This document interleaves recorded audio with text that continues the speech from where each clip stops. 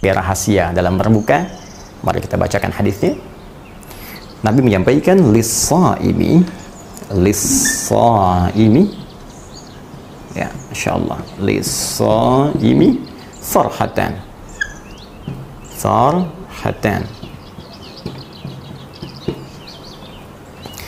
Lis-shaimi, bagi setiap orang puasa itu, bagi semua orang puasa. Nah, ingat ya cara menerjemahkannya. Saya ingin turunkan dulu bahwa ini asal katanya begini, ada lam, ya, li, kemudian ini ada alif lam. As-shaimi, asalnya begini, ya, as-shaimi. Karena masuk lam dibacakan asyamsiyah. Asyamsiyah itu tidak bunyi kemudian alif lamnya, ya, sehingga bisa disatukan dan bisa hilang alifnya. Karena ini hamzah wasal asalnya, kita hilangkan jadi bisa nyambung, ya. Lis-shaimi. Kenapa penting saya munculkan alif lamnya untuk menerjemahkan dengan terjemah gramatikalnya? Alif lam kita pahami setidaknya memiliki beberapa fungsi di bahasa Arab. Ada ta'rif, ada yang kedua al-istighraq namanya. Ya, menunjuk pada makna holistik, luas, mencakup segala, semua. Ya, seperti di firman Allah Al-Fatihah, Alhamdulillahi Rabbil Alamin. Ya, di ayat kedua, Alhamdulillahi Rabbil Alamin. Alif lamnya istighraq. Karena itu kita terjemahkan semua pujian, segala pujian itu hanya milik Allah. Nah, dalam konteks ini, kalau kita ingin kaitkan dengan kata as-shaim, ditambahkan dengan huruf lam sebelumnya, lis-shaimi, maka kita terjemahkan bagi semua yang puasa itu, ya, tanpa kecuali. Dan menunjuk sifat keumuman puasanya. Artinya, tidak hanya melekat pada yang fardu seperti Ramadan, ya, tapi juga bisa mencakup yang sunnah, ya, seperti Senin, Kamis, Ayyamil Bid, ya, puasa Daud dan sejenisnya. Ya, namun yang paling menarik, jika anugerah ini saja didapatkan pada yang sunnah, maka bagaimana dengan fardu seperti Ramadan yang berlimpah dan berlipat lagi pahala serta keutamaannya? Karena itu, jangan sia-siakan. Mumpung masih kita mendapatkan Ramadan di hari ke-13 ini, jangan sia-siakan makna hadis ini, karena tidak ditemukan pada setiap hari-hari biasa. Baik, mari kita lihat. Baik, lis-shaimi, bagi setiap orang puasa itu, tanpa kecuali, laki-laki, perempuan, besar, kecil, tua, muda, sepanjang memenuhi kualifikasi puasanya, farhatani, akan mendapatkan dua kebahagiaan. Masya Allah. Allahu Akbar. Setiap orang puasa bonusnya akan diberikan dua kebahagiaan, ya. Jadi sebetulnya orang puasa itu sebetulnya harusnya bahagia, bukan lemes, lesu, ya. Nah, jadi kalau ada orang puasa itu cenderung wah lemes atau menggerutu, ini menandakan ada persoalan dalam puasanya. Ya, puasa membawa kebahagiaan. Apa dua kebahagiaan yang dimaksudkan? Mari kita lihat cepat. Satu, farhatun, ya, hina yuftiru. Allahu Akbar. Kebahagiaan pertama adalah rasa bahagia yang dirasakan saat ia mulai berbuka. Nah, ini rahasianya, ini konteksnya. Baik, saya tanya pada Anda, kapan berbuka puasa? Zuhur. Kalau zuhur itu anak TK. Asar, anak yang mau masuk SD baru belajar, kan? Baik, seorang yang memenuhi kualifikasi syarat ketentuan puasa pasti mengetahui bahwa buka puasa itu maghrib. Ini dia. Karena itu kita katakan di awal rahasia saat berbuka. Ya. Baik, jadi saat berbuka maghrib itu, ya, maghrib, saat tiba waktunya maghrib, orang puasa cenderung bahagia, senang. Ya, begitu dengar azan Allahu Akbar, senangnya luar biasa. Hanya memang sebagian umat Islam, juga sementara kalangan, ada yang mengaitkan kebahagiaan ini hanya kebahagiaan berupa fisikal saja, secara fisik, ya, psikologisnya. Apa itu kebahagiaan fisik dan psikologisnya? Kebahagiaan fisik yang dimaksudkan karena orang puasa, dia telah menahan lapar, haus, dan menunggu waktunya berbuka. Dan tiba-tiba datang maghrib, begitu dengar dia bahagia karena waktu menahan lapar dan haus itu telah usai. Tiba lagi saatnya makan kembali. Ya, makan telah tiba, minum sekarang bisa. Karena bahagianya luar biasa mendengar suara adzan, karena merasa kebutuhan fisiknya akan terpenuhi kembali. Nah, karena itu banyak hal yang menarik gitu ya. Kadang ada orang yang sudah mengumpulkan makanan, menunya macam-macam, kemudian minumannya, ada sekutengnya, ada kolaknya, ada jus alpukatnya, segala rupanya, Masya Allah. Ya, begitu akan berkumandang, langsung baru minum teh manis, kenyang. Tapi poinnya, ada kebahagiaan fisik. Ya. Nah, hanya yang saya maksudkan bukan ini. Saya ulang, yang saya maksudkan bukan yang ini. Yang saya maksudkan adalah, kita coba ambil lagi keterangan dari Nabi Sallallahu Alaihi Wasallam. Adakah korelasi yang dimaksud bahagia di waktu maghrib ini dengan keterangan lain yang memberikan rahasia keistimewaannya? Sebab kalau cuma bahagia buka itu standar biasa. Ya, umumnya orang kalau puasa, mungkin di non-muslim juga ada puasa. Ya, jadi kalau waktunya buka ya mungkin bahagia. Karena itu konteks kebahagiaan orang beriman akan terasa lain. Karena orang bahagia, orang beriman itu bahagia dengan imannya, menangis dengan imannya, sedih dengan imannya, Masya Allah. Ya, jadi iman yang punya sinar dalam kehidupan jiwanya, yang menerangi anggota tubuhnya. Yang paling menarik, ada keterangan lain di hadis Nabi Sallallahu Alaihi Wasallam. Kalau yang tadi ini di hadis Muslim, ada satu korelasi yang bisa dibahas dengan hadis yang kedua, riwayat Imam At-Tirmidzi. Ya, ini nama aslinya Muhammad, tumbuh dan berkembang di Tirmidzi sehingga dikenal dengan At-Tirmidzi. Ya, ini kita temukan riwayatnya sahabat Abu Hurairah. Ya, sama persis dengan yang di atas. Ya, nomor hadis 2526. Ini riwayat sahabat Abu Hurairah. Ini pun yang pertama riwayat sahabat Abu Hurairah. Dan yang paling menarik, mari kita lihat korelasinya. Di hadis ini disampaikan oleh Nabi, "Thalathatun." Ada 3 golongan. La turaddu da'watuhum. Yang doanya sulit untuk ditolak oleh Allah Subhanahu wa taala. Dalam bahasa lain, yang doanya begitu mudah dikabulkan oleh Allah. Di 3 golongan yang doanya cepat dikabulkan oleh Allah. 1, al-imamul adil, pemimpin yang adil. Baik, bahasanya akan cukup panjang. Kalau bagian pertama ini kita masuk ke konteksnya karena kita sedang kultum. Ya. 2, as-shaimu hatta yuftira. Ini yang saya maksudkan. Ya. 1, al-imamul adil, pemimpin yang adil.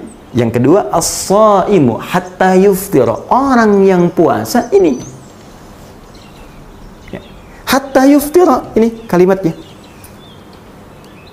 Hatta yuftira, orang puasa sampai dia buka. Sampai dia buka. Allahu Akbar. Jadi ternyata pada saat kita akan berbuka itu, dari kita puasa sebetulnya, kita puasa, dan puncaknya saat akan buka itu. Ya. Hatta itu menunjuk pada ujungnya, akhirnya. Dari mulai orang puasa itu doanya dikabulkan, puncaknya saat akan buka. Itu ditunggu. Anda mau minta apa? Ya, jadi orang puasa itu luar biasa. Sampai di hadis yang lain, hadis qudsi di Al-Bukhari, ya, dalam kitab Siyam, teman-teman sekalian, bab tentang keutamaan puasa, bab fadlus shaum. Itu langsung disebutkan di hadis qudsi. Qala Rasulullah sallallahu alaihi wasallam, qala Allah azza wa jalla. Allah berfirman langsung, ya, orang puasa itu dia menahan makannya untukku, menahan syahwatnya untukku, menahan minumnya untukku. Asyamu li wa ana ajzi bihi. Ya, puasa yang kerjakan, diniatkan ikhlas untukku, aku akan memberikan bagian-bagian terbaik untuknya. Aku berikan pahala sesuai dengan kadar keikhlasannya. Tapi yang paling menarik, perhatikan kalimat ini. Yatruku ta'amahu, ya, wa masyarabahu wa syahwatuhu, dia meninggalkan makannya, minumnya, syahwatnya untukku, kata Allah dalam hadis qudsi. Sekarang mari kita sedikit bandingkan sejenak dengan pemahaman berikut. Jika ada yang bantu Anda lah, ya, asisten rumah tangga, tiba-tiba dia kerjakan rapi, bersih, istimewa, segala rupa lah. Bahkan yang paling dahsyat begini, ya, dia biasanya Anda minta mulai kerja jam 7, dia mulai kerja jam 5, bahkan dia bangun jam 4, ya, kerja jam 5. Kemudian makannya juga sekadarnya saja, ya, dia kerjakan rapi, bagus dan sebagainya. Sekarang tiba waktu gajiannya, tiba-tiba dia ingin mengajukan sesuatu kepada Anda. Anda berikan ya? Dan Anda mampu. Contohnya sederhana, dia minjam uang misalnya, mau minjam 100.000 aja. Gaji dia 1.500.000, dia mau minjam 100.000 aja. Anda berikan nggak? Maka demi Allah saya katakan, jangankan Anda menunggu dia gajian, sebelum gajian pun Anda sudah ingin memberikan sesuatu yang terbaik untuknya. Kalau bisa, sebelum dia minta, Anda sudah tambahkan. Tambahkan 2 juta, tambahkan serupa gaji yang pertama. Nah, ini yang paling menarik adalah seseorang yang sedang menunaikan puasa. Kata Allah di hadis qudsi riwayat Al-Bukhari tadi, ini luar biasa nih. Orang ini apa yang dia kerjakan? Dia meninggalkan makan. Orang lain makan, dia enggak. Orang lain minum, dia enggak. Orang lain mengerjakan syahwat, dia enggak, dia tahan karena saya. Maka kata Allah, apapun yang dia mintakan, aku berikan. Wa ana ajzi bihi, saya berikan pahalanya, saya berikan bagiannya. Apa di antara bonus pahala itu? Pahala nanti di akhirat didapatkan, tapi bonusnya bagi orang spesial diturunkan di bumi. Apa di antara bonusnya? Di At-Tirmidzi disebutkan, dikabulkan segera doanya. Karena itulah orang-orang, teman-teman sekalian, mohon maaf, yang tiba saatnya waktu dia berbuka, dianjurkan oleh para ulama memperbanyak doa dulu. Jangan langsung makanan dulu, langsung minuman dulu, ya, sehingga tiba-tiba nggak sadar dia mau minta apa. Nah, karena itu para ulama menghadirkan 2 kemuliaan yang dimaksudkan ini. Satu telah kita bahas dalam bentuk doa-doa. Apa di antara doanya? Mari kita uraikan.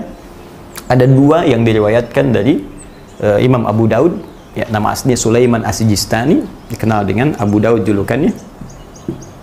Ya. Redaksi pertama sangat populer. Ya, disebutkan dhahabadh dhama'u wa btallatil uruq, ya, wa btallatil uruq wa thabatal ajru.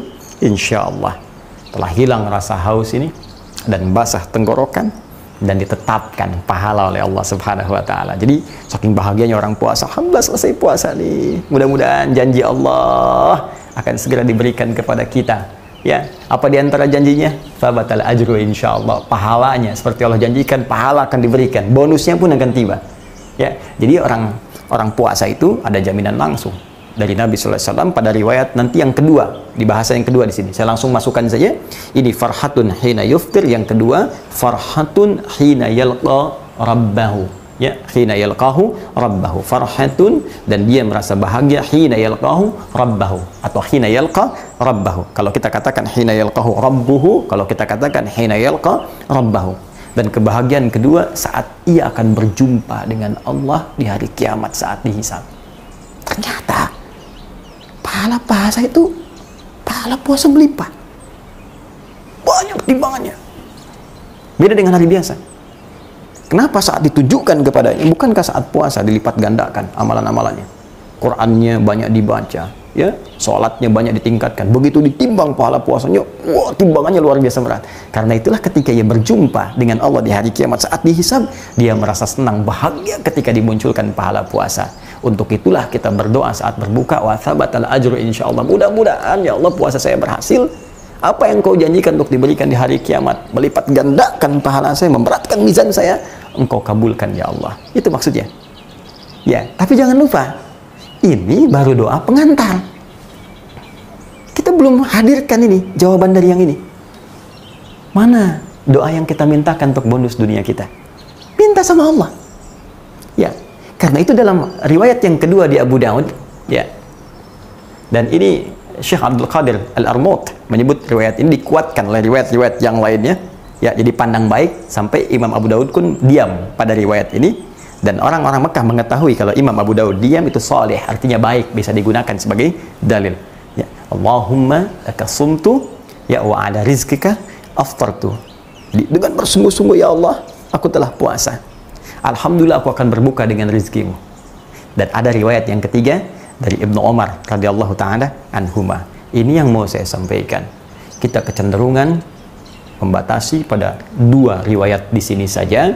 Dhahabat dhama dengan Allahumma laka sumtu, bahkan sibuk menggali ini sahih, ini dhaif, yang benar ini yang sahih, benar ini yang dhaif, tanpa kita sadari ini doa keduanya walaupun populer ini baru pengantar, baru pembuka. Makanya disebut doa buka, baru pembuka. Di dhahabat dhama wa btalatil uluq wa sabatal ajru insyaallah, ini kesenangan yang ini, sabatal ajru nanti yang saat di akhirat. Allahumma laka sumtu menunjukkan senangnya kita puasa, mudah-mudahan diterima rezekinya. Hal itu baru pembuka. Tapi doa spesifik yang kita minta, yang kata Allah lewat lisan Nabi, segera dikabulkan. Apa yang Anda minta? Anda minta apa? Di sini kesempatan kita untuk meminta. Kenapa enggak Anda minta, ya Allah, segera angkat wabah COVID-19 ini? Ya Allah, berikan rezeki kepada saya lewat pekerjaan saya. Ya Allah, sabarkan keluarga kami. Ya Allah, hilangkan masalah dalam rumah tangga kami. Pernah nggak kita minta itu selama berbuka? Ya Allah, saya ingin keluarga saya jadi penghafal Quran. Pernah nggak minta? Sebagian hanya sibuk kemudian membahas ini sahih, ini dhaif, dan lupa dalam kaidah ilmu hadis. Hadis dhaif sepanjang bukan parah dan tidak terkait dengan aspek-aspek yang pokok akidah, ya, sifatnya atau ibadah yang utama seperti sholat, sepanjang dia fadhailul a'mal, ibadah keutamaan seperti doa, itu boleh digunakan. Apalagi ini ada syawahid. Dia nggak usah berdebat masalah Allah malaka sumtu, mau. Anda mau pakai silahkan, tidak, nggak ada masalah. Cuman yang jangan lupa, itu baru doa pembuka. Anda ini yang Anda butuhkan pernah diminta nggak? Ini saat yang paling tepat untuk bermohon. Karena itu Ibnu Umar radhiyallahu ta'ala anhuma meriwayatkan sebuah hadis dan hadisnya sahih. Ya, sepakat hadisnya. Apa yang paling indah? Bahasanya sangat luar biasa. Ya Allahumma, ya Allah, birahmatika uffir. Ya. Bahkan kalimatnya lebih lengkapnya lagi, wasi'at kulla syai'in. Ya. Inni as'aluka an taghfira liya. Ya Allah, dengan rahmatmu aku berbuka. Di mana? Dengan rahmatmu saat ini aku berbuka. Engkau berikan rahmat aku bisa puasa, Engkau berikan rahmat aku bisa berbuka. Dan rahmatmu ya Allah meliputi segala hal, termasuk bagi para pendosa. Dengan rahmatmu akan diampuni semua dosa-dosa. Ini cerdas. Ini cerdas. Ya, ini cerdas. Bukankah ditemukan di Quran surah 39? Ya, ayat ke-53, ketika Allah memberikan rahmat, maka semua dosa-dosa yang berlebih akan diampuni. Qul ya ibadiyalladzina asrafu ala anfusihim la taqnatu min rahmatillah. Ya, katakan Muhammad pada hamba-hambaku yang berdosa, yang berdosa, la taqnatu min rahmatillah. Jangan pernah putus asa dari rahmat Allah Subhanahu wa taala. Sekarang rahmat Allah diberikan saat buka, di antaranya dijamin doa diampuni. Maka kata beliau, Allahumma inni as'aluka an taghfira li. Ya Allah, aku nggak minta banyak, aku hanya pengen ampuni dosa-dosaku. Ya, ini yang paling menarik. Nah, dari sekian yang saya sampaikan tadi, yang kita ulas dari turunan hadis-hadis Nabi Sallallahu Alaihi Wasallam, berapa yang sudah kita amalkan? Jangan-jangan banyak pandai berdebat, tapi kita belum mengamalkan seperti Abdullah bin Amr bin As yang pernah beliau lakukan. Jadi, kalau kita urutkan kembali dengan sangat mudah, orang puasa akan punya dua kebahagiaan. Bahagia saat dia berbuka, dan bahagia saat pulang kepada Allah, saatnya membawa pahala-pahala puasanya yang akan memberatkan mizannya. Hanya rahasianya saat berbuka, yaitu di waktu maghrib, bukan sekedar seseorang bahagia karena akan berbuka dan dia baca doa.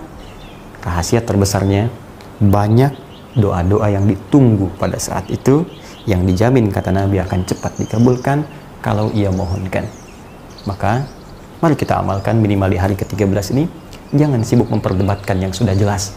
Membahas yang sudah jelas akan menjadikan pembahasan semakin tidak jelas. Karena itu, dari yang sudah terang benderang ini, tinggal kita amalkan. Awali dengan doa pembuka, dhahaba dhama, atau Allahumma laka sumtu, atau ada sementara ulama yang menggabungkan dari doa ini.